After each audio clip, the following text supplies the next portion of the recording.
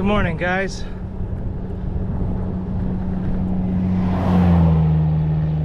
So I'm on 98 North. The trails have ended. We were on a nice rail trail for a couple days, and this morning I feel great. I'm starting to get my legs back now. We're 20 days into the ride, and I'm pumping it today. I'm going over 13 miles an hour. I got a good steady cadence, meaning I got a good rhythm. I'm not out of breath. I'm not completely sweating like a lunatic like I was in the beginning of my trip. And it's calm, it's quiet, despite the trucks, you know. But it feels good. It's you know, the first couple of weeks you think a lot. You get a lot of negative ideas. Why am I doing this? I'm out of shape. I'm old. I should be working. What have I done with my life? And then you sit, you meet some people, you might have a beer at night, and as you chat to them, then they're telling you, ah, damn, I should have lived more. I should have done more things. You know, they make you feel good, because you're thinking, here I'm wondering, what the hell have I done with my life? I don't have kids, I don't have a family, I don't have a house. And then I meet somebody who has all of that, and they're like, I don't want a family, I don't want a wife, I don't want a house, I got too much debt, I'm a slave to my job. And I'm thinking, damn, if that guy is not happy with all the shit that he has, and I thought that I wanted that, then I'm not doing so bad. So it kind of makes you feel good. Kind of makes you feel better for the decisions you made. I'm not in a loveless marriage. I don't have kids who don't appreciate me. I don't have monstrous debt. I'm okay. I've had very minimal problems in the grand scale. Sure, I almost died and they were gonna amputate my leg, but that pain I could overcome. That pain I could you know, control. I think it's actually harder to fix a broken heart. My body was easier to fix, and I was able to relearn how to walk. But from the people I've met, I think it's a lot harder to relearn how to love. And so, in a way, I feel grateful that I have my health and I'm still mentally sound to a degree, because there are some people who are very sad and trying to fix the pieces of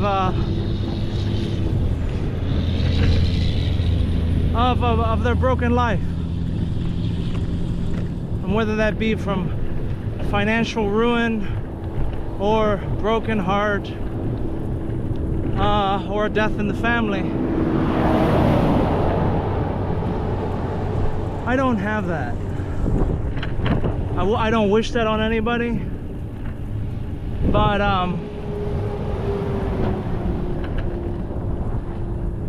I know that it's got to be tough in 2005, when I walked the Camino the first time, I met a guy. He was very silent. He was extremely thin, but he was very silent, and he walked very fast. And then when we met,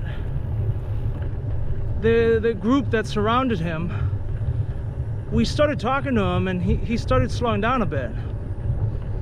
And then he also had doubts about finishing. He was a little bit scared of finishing, and that's when we found out that he actually started in Belgium.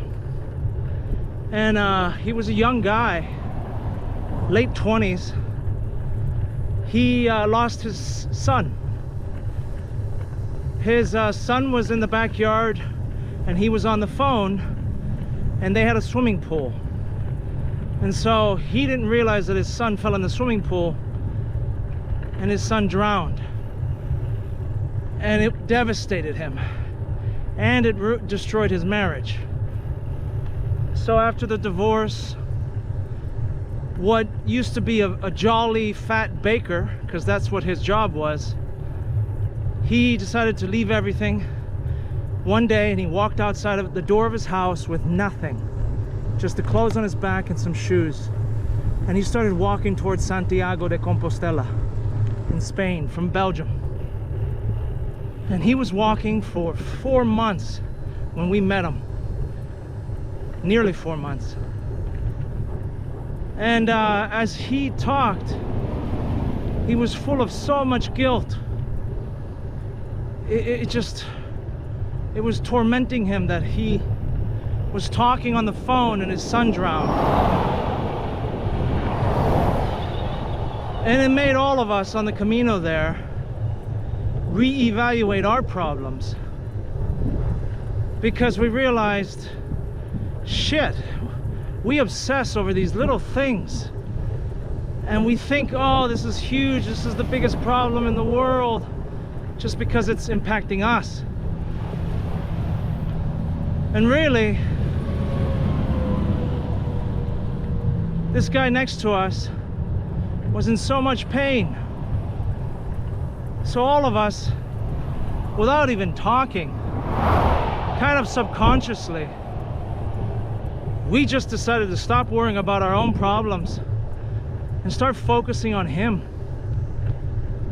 And we talked to him, we reassured him. In the last week of walking, he was really afraid to finish walking. He didn't know what to do. He thought, when I walk, when it's over, what do I do? He would have to return to his normal life. And we reassured him that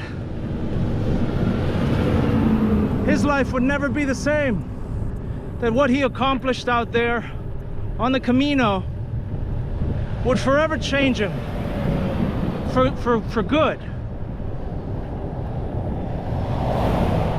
So we walked into the Santiago de Compostela together, hand in hand, and we all cried together as we stood in front of that cathedral.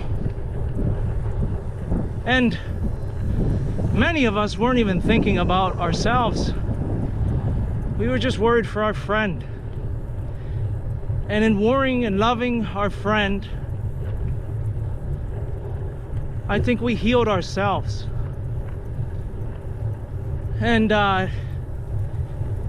it just made us realize that no matter how hard you think it is, no matter how challenging you think something is,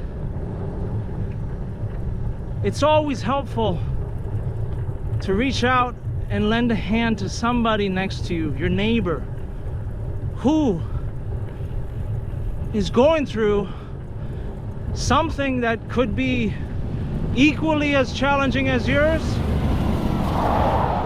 but in my experiences, more often than not, it's more challenging than anything you think you're going through. And you heal yourself by helping others heal. You find more joy in helping others overcome their challenges, and in the process you heal yourself. People always say, oh, you gotta love yourself before you could love anyone else. And self-love is important.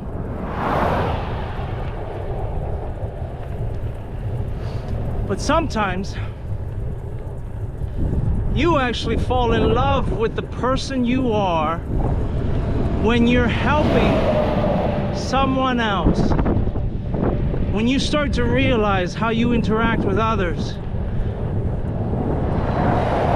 and how good of a person you are. You judge yourself a lot less. You're less critical of yourself. When you realize, oh geez, I thought I was a horrible person, but you know what I did there was pretty good. I guess I'm not so bad. And you can start to look at yourself in a more positive light, because we are truly our own worst enemies sometimes. We're the harshest of our own character. We judge ourselves constantly, and we doubt ourselves. But people have far more strength when trying to help others than we do when we're just trying to help ourselves. You can see that's true on a daily basis. We procrastinate constantly, but when somebody asks for our help, we jump up and say, I'll help you. I'll help you. We're more willing to help somebody else than to sit down and figure out our own problems or take care of something that we've been delaying for a long time. Isn't that funny? So we gotta realize helping others and allowing to have others help us is okay. Sometimes we get really narrow focused and we say, oh, I help everybody, but nobody ever helps me. Yeah, that's a negative outlook. That's a negative perspective. Because in many cases, we may help others, but then we are so stubborn because we think we know it all that we don't allow others to help us. And this is across everything.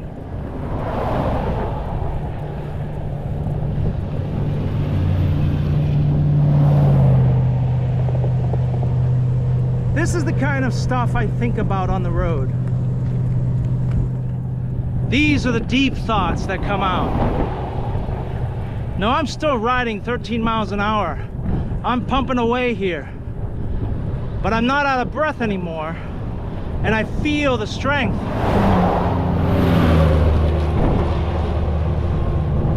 I don't have the fear of being hit by these cars. I guess I have faith that everything will be okay. I'm in the zone, and in order to get to the zone, I had to break down all of these physical barriers to get a clear head. I started out this journey at 255 pounds, overweight, breathing heavy. I didn't feel good, and I wasn't really attracted to the way I looked.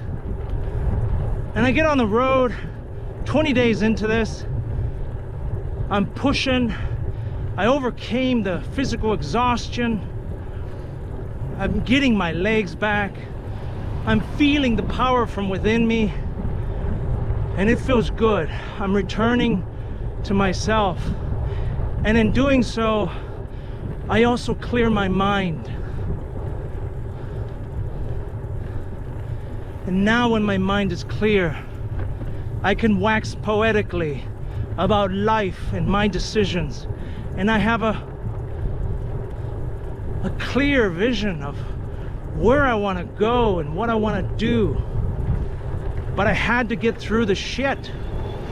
I had to push through and get over all these personal little demons that are blocking my view of my end goal. So, if you listen to all my ramblings up to this point, thank you. I'll chat to you soon.